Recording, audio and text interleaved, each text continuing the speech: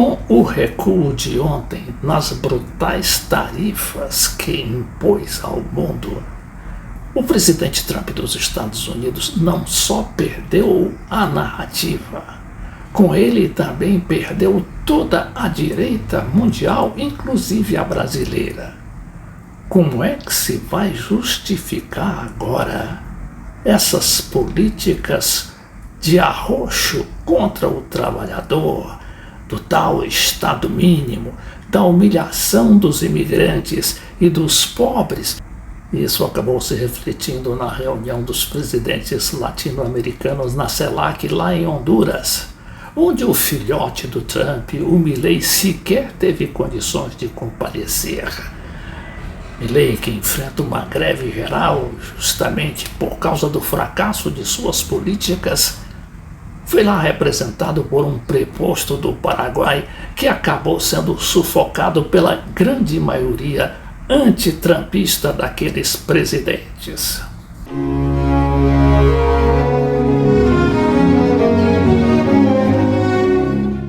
Eu costumo embasar as minhas conclusões nesses vídeos com a imprensa conservadora, principalmente essa grande mídia.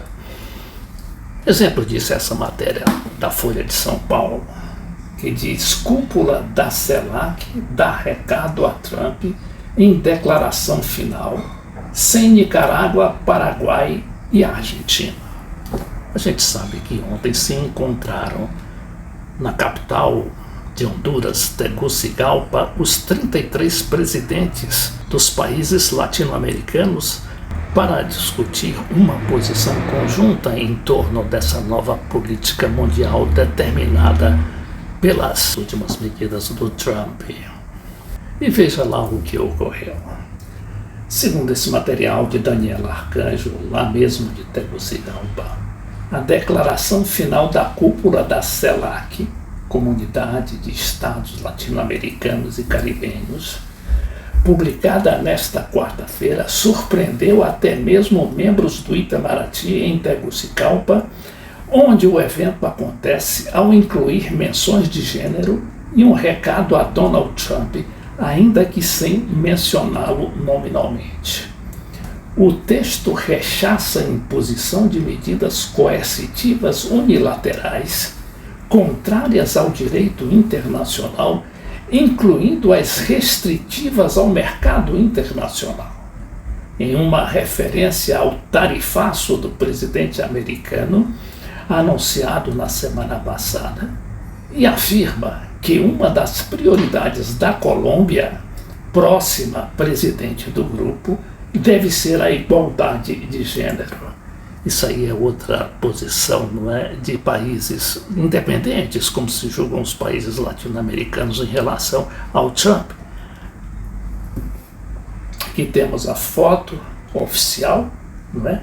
Está aqui a Xiomara Castro, presidente de Honduras, que passou a presidência ao presidente da Colômbia, Gustavo Petro.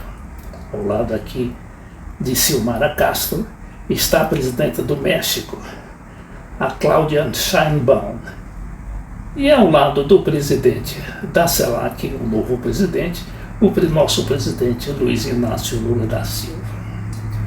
Aí a jornalista diz que o motivo da surpresa é que o texto divulgado pela organização não tem nenhuma menção a divergências. Um cenário improvável no atual momento de fragmentação política da região. Trata-se de uma solução pouco usual para um fórum que exige consenso de seus 33 países membros para esse tipo de comunicado.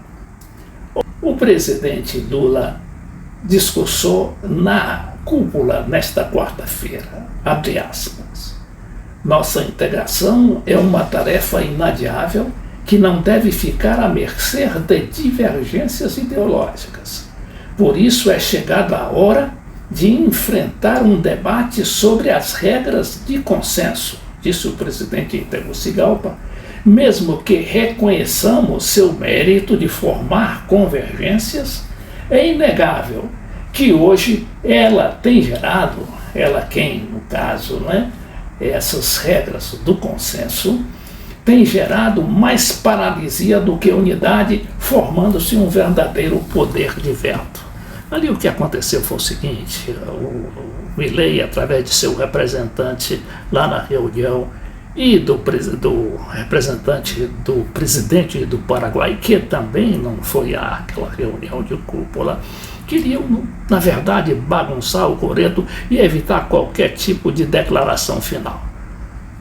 Mas foi sufocado pela grande maioria de 33 contra 3, ou seja, 33 países contra 3 daqueles que se insubordinaram assim contra os termos daquela declaração que eles queriam que fossem totalmente a favor do Trump. Após a reunião, em resposta a um questionamento da Folha de São Paulo sobre o assunto, Lula reafirmou que o consenso não pode ser direito de veto. Você não pode ter 40 países e um só decidir que não gosta de uma coisa e você assinar o documento. É muito melhor você assinar o documento e colocar no rodapé. Tal país não quis assim.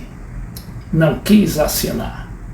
É muito mais democrático, é muito melhor e as coisas evoluem, as coisas andam.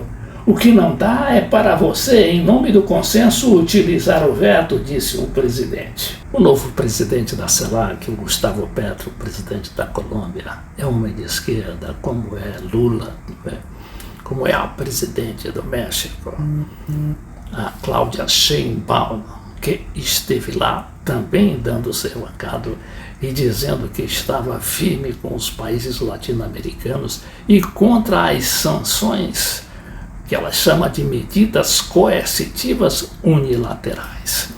Aqui vamos ver um pouquinho do discurso final do novo presidente da CELAC.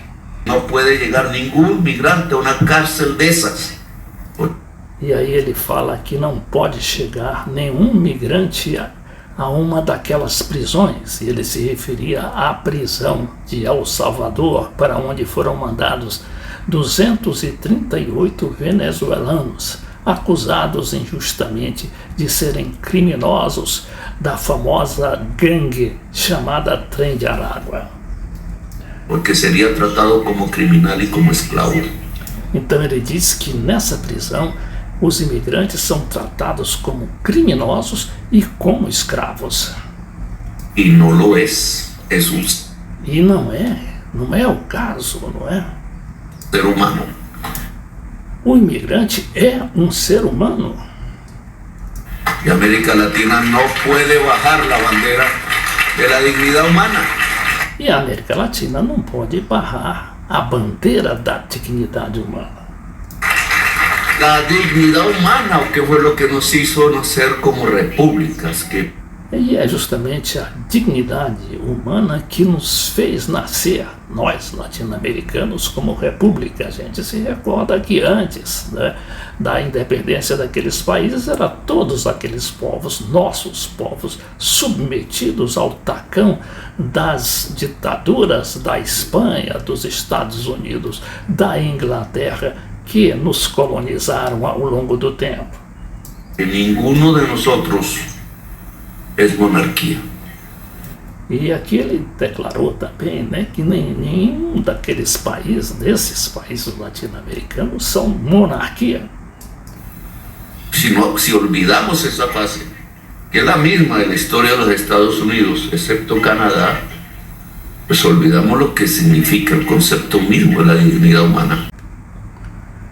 O material da Folha de São Paulo termina dizendo que, apesar da falta de consenso, no caso se referia àqueles 3, né, aquela minoria, aquele minimorum de 3 entre 33 países, o balanço do Itamaraty, no geral, parece ser positivo.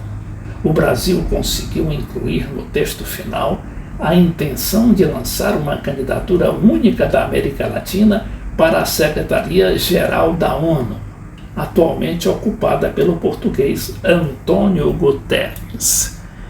Esta é uma articulação também ali chefiada pelo Lula, pelo Petro, pela Cláudia Sheinbaum e também pelo Maduro da Venezuela, que não pôde ir para a reunião porque seu avião passaria por cima no caminho, né, no trajeto da viagem de Caracas até Tegucigalpa passaria por cima do Panamá, país super controlado pela Marinha e pela aviação dos Estados Unidos.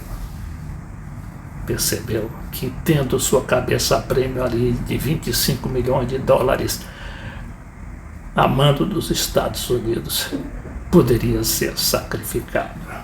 Embora não indique uma preferência de gênero diretamente, o texto relembra que a cadeira nunca foi ocupada por uma mulher, a cadeira de secretária-geral da Organização das Nações Unidas, a ONU. O próprio fato de a cúpula estar acontecendo em um cenário hostil é visto como uma vitória. A CELAC não se reuniu de 2018 a 2020, ano no qual o Brasil, sob o governo de Jair Bolsonaro, saiu do grupo. O retorno à comunidade foi uma das primeiras ações de Lula no âmbito internacional após o retorno do petista ao Palácio do Planalto.